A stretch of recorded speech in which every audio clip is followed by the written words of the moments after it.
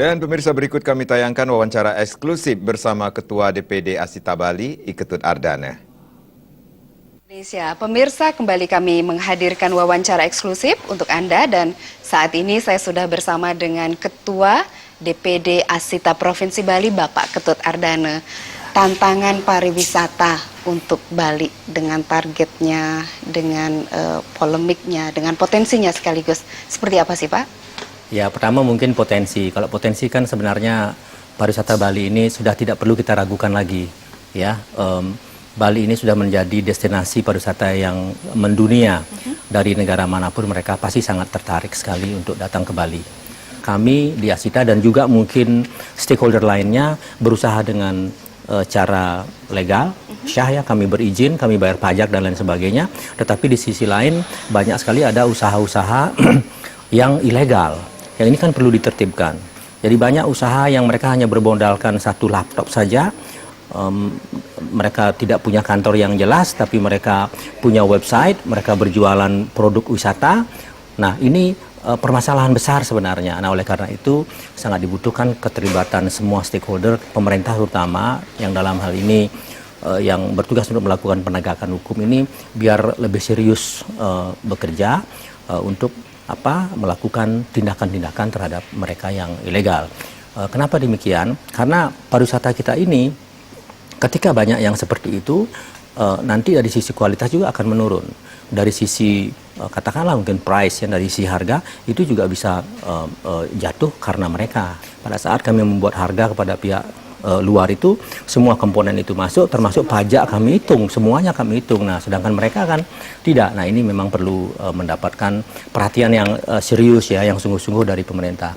Selain itu juga tantangan kita dengan kondisi Bali sekarang ini, dengan sampah yang masih belum tertangani dengan baik juga, ini kan satu permasalahan. Kan itu ya, kemudian traffic yang terutama yang di Bali Selatan ini, yang sangat sering sekali macet kan gitu ya, itu juga menjadi pertanyaan, persoalan kan gitu ya.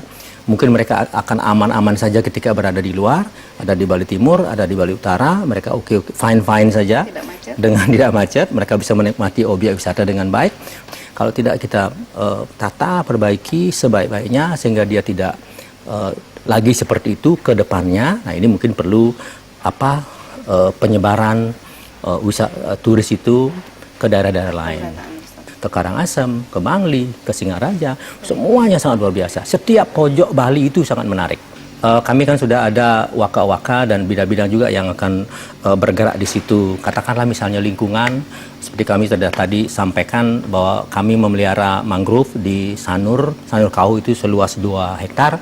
Di situ menunjukkan keterlibatan kami terhadap lingkungan. Jadi kami pelihara itu supaya lingkungan kita baik, kami turun pungut sampah plastiknya, ya. Ketika kami melakukan, kami sebut biasanya dengan site inspection, turun kami ke lapangan, melihat bagaimana kondisi objek itu, bagaimana kondisi desa itu, nah di situ kami langsung biasanya menyumbangkan tong sampah dan sebagainya. Kami mendengar bahwa di kepengurusan untuk yang baru ini ada pengembangan ini, Pak. Ada pengembangan satu subdivisi mungkin untuk pasar khusus, itu seperti apa, bisa diceritakan, Pak Adan?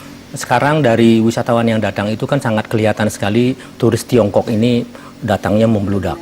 Itu kan sangat luar biasa sekali. Sekarang ada di posisi 2 setelah Australia. Bukan tidak mungkin dalam waktu yang sangat dekat ini, beberapa tahun ke depan mungkin bisa jadi dia akan menduduki posisi 1.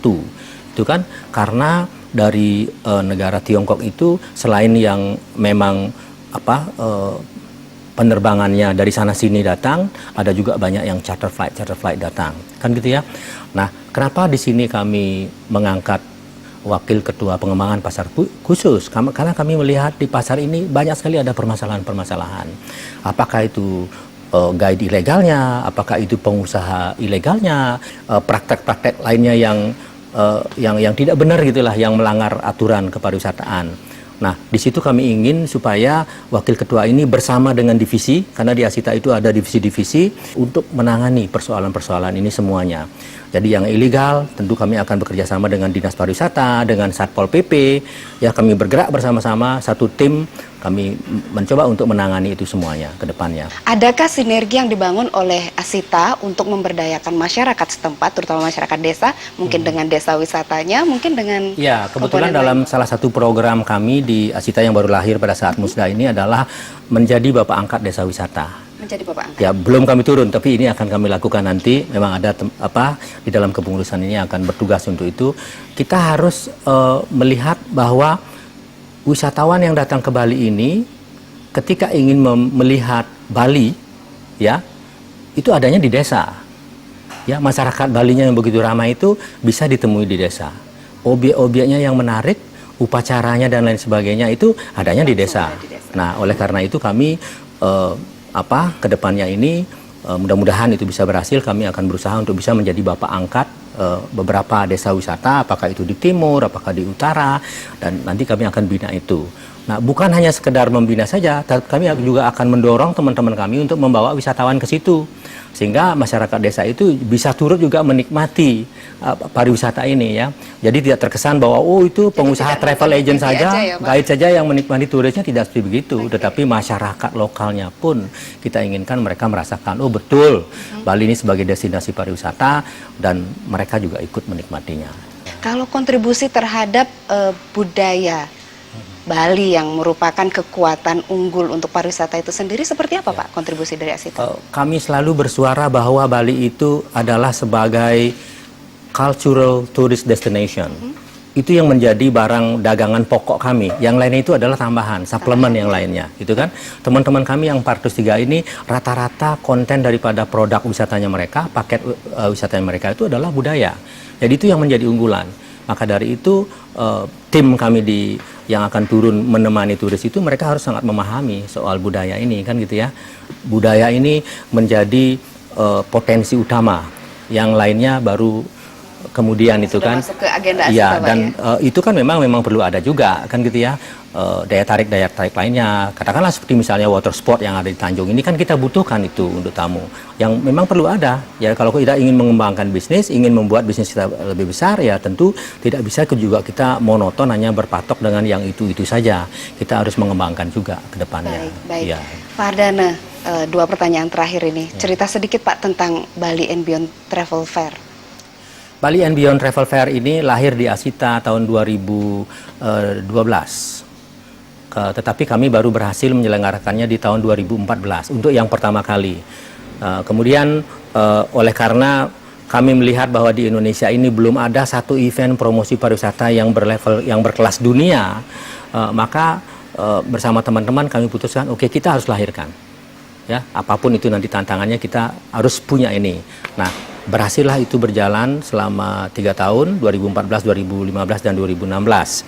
Memang banyak kesulitan-kesulitan kami, banyak tantangan-tantangan kami. Kenapa demikian? Untuk membuat event sebesar itu, kan ini mesti banyak yang mensupport, banyak yang mendukung, termasuk pemerintah dan juga industri-industri lainnya harus mensupport. Nah, sedangkan untuk event yang baru lahir, ya itu ya mungkin mereka masih memandangnya seperti apa, kan? Oh, tidak ada apa-apa, sulit ini. Nah, seperti itu. Dan tetapi kami teman-teman semuanya sangat bersemangat sekali, event ini harus jalan. Nah, yang ketiga ini sudah kita berhasil menghadirkan 228 tour operators dari 30 negara, ya, dan itu kami bagi tour operatorsnya kami bagi menjadi 2. Yang satu kelompoknya ada kelompok platinum, yang satunya ada kelompok gold. Untuk yang platinum ini kami biayai semuanya. Dari mulai air tiketnya, datang dari sana, return, kemudian akomodasinya, transportasinya, meal selama event, kami danai semuanya. Yang gold itu hanya kecuali tiket yang tidak kami danai. Kenapa demikian? Karena mereka lah yang membawa turis. Jadi kalau platinum sudah ada hitung-hitungannya, ya sekitar paling tidak satu tour operator itu sudah mengirim turisnya ke seluruh Indonesia sejumlah 10.000 kurang lebih. Itu hitungannya, kami kasih platinum.